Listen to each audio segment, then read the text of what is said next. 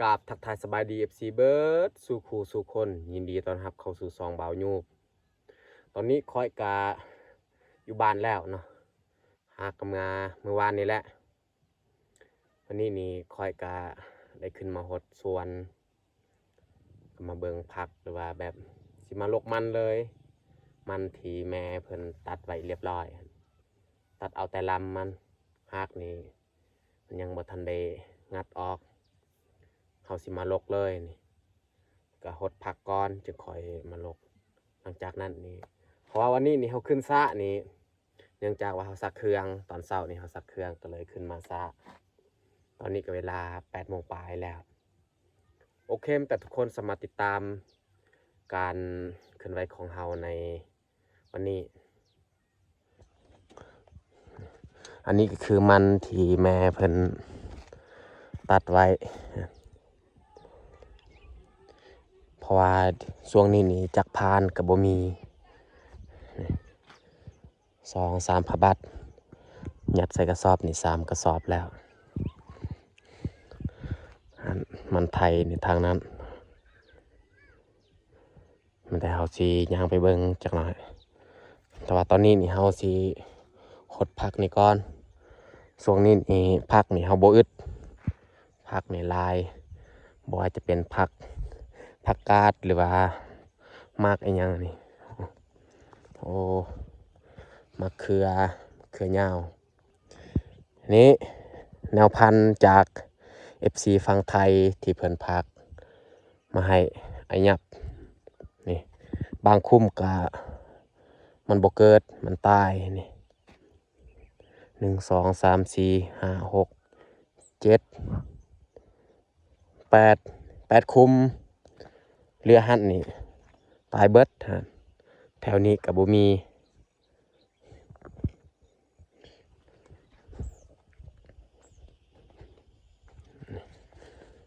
หอมบัว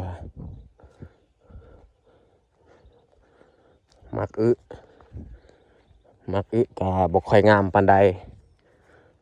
ตามเบิ่งแล้วนี่เขาน่าจะบ่หดวัดคอยลงไปเฮ็ดเวียกนี่คนที่จะมาหดสวนก็ส่วนน้อยแล้วเพราะว่าค่าเวียกอื่นก็เลยบ่ค่อยมีเวลานี่ปกตินี่ค่อยนี่ขึ้นไปหดตอนยังอยู่บ้านนี่ตอนเช้าแต่ว่าช่วงนี้นี่แบบเฮาก็ได้ลงตัวนี้นี่เข้าพานใหม่ๆนี่เสียดายจักพานนี่บ่มีเขาให้พี่น้องเอาไปยืมแล้วเขายังบ่ทันมาส่งขึ้นมาถึงให้นี่มะกล้วยสุกคือช่วงนั้นนี่มะคุ้งกะบ่อึดแล้วเฮากินอยู่นี่ไม่แต่เฮาสิเริ่มหดผักเลยน้ำในน่องนี่ก็ขุ่นแห้งพี่น้อยโอ้ปลามันนี่น้ำแห้งขุ่นอีกจากไผ่มาปลาหรือว่าหนูบ่มันตักมากินน่าจะแม่นโอ้ค่อยใส่อีกกับดักอยู่นี่มันถึกแน่นอนหูหนูนี่สงสัยมันไปกินหอยที่เขาเลี้ยงไว้อยู่นี่เกลี้ยงเลย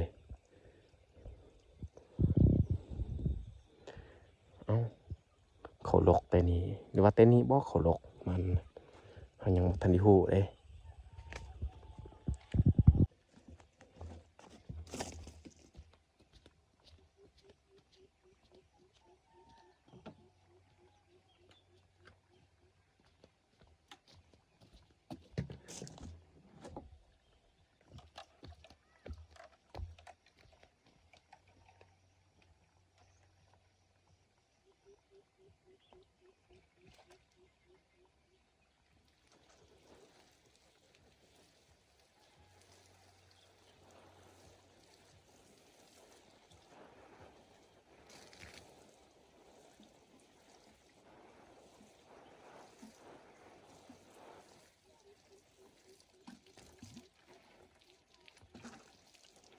ซุกินี่นี่มันตายบ่จัก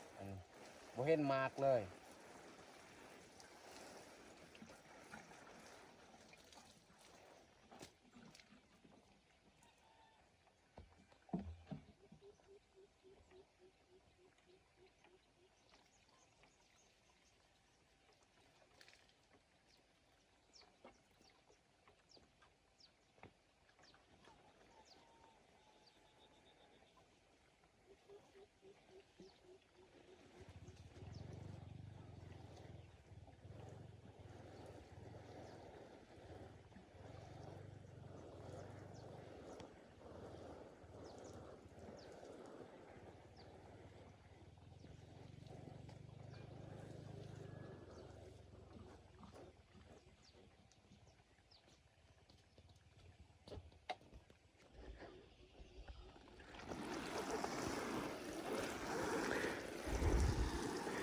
ผักชนิดนี้นี่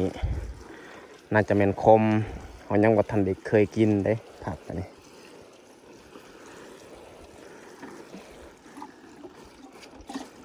หัวจับผักอีหยังเขาผมเคยเห็นซะในรูปนี้เขาคิดว่าผักกาดขาวตอนเขาซื้อ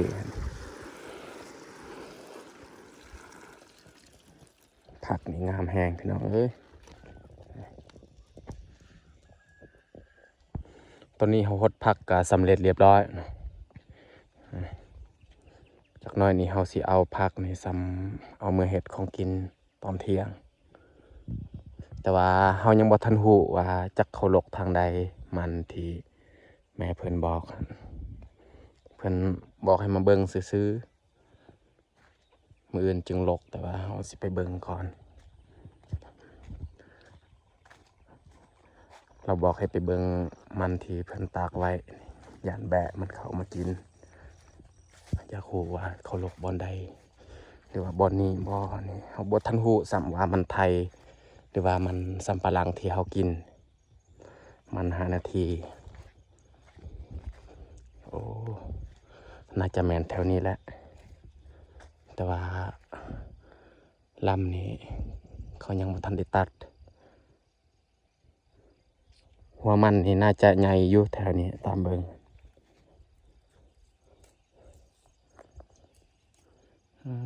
แม้แต่เฮาสิย่างมือบางทีมืออื่นแหละจักหน่อยเฮาลกบ่ถึกบอลบางทีถึกมัน5 นาทีนี่เสียดายพอเฮากินมันไทยนี่เฮาสิเอามาขายถ้าว่ามีคนซื้อแต่เฮาสิมาเอาผักและบาดนี้ผักนี่จักสิเอาผักอีหยังผักกาดดอกบ่หรือว่าผักกาดอันนี้ตัวนี้นี่เฮายังบ่ทันได้กินซ้ำ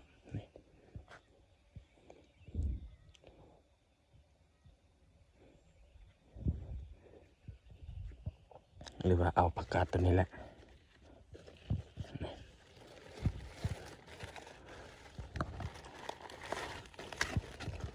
ลกเอาเลยมันอยากขายคือผักกาดขาวเด้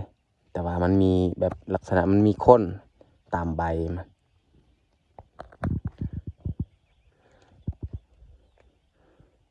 สำนี้ก็พอแล้วเพราะว่าอยู่บ้านก็ยังแต่3 คนคอยแล้วก็พ่อแม่อีกส่วนไอ้ยับกับอาเตือยนี่บ่ได้อยู่บ้านเฮาล้างอยู่แต่ว่าบ่ค่อยสะอาดปานใดเพราะว่าน้ำอยู่นี่มันก็เปื้อนคือกันถ้าว่าเฮาบ่ขึ้นไปแปรงแต่เทิงนี่จักผักอีหยังมันคล้ายคือผักฮอผักกาดฮอนี่แม้แต่เฮาสิย่างเมื่อบ้านก่อนเฮาสิมาบ้านนี่เฮาก็นี่แหละเพราะว่าขึ้นมาอยู่เทิงไห้นี่ได้กินบ่ว่าจะเป็นมะคุ้งก็มีคือกันอยู่หั่นถ้าว่าเฮาดุตำมะกล้วยถ้าว่าช่วงฤดูมักนัดหั่นอยู่หั่นก็มีมักนัดอีกเขาปลูกไว้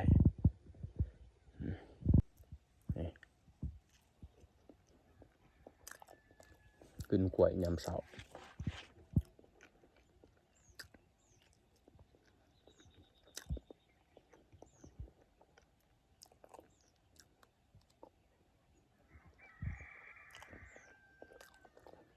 กล้วยชนิดนี้หอม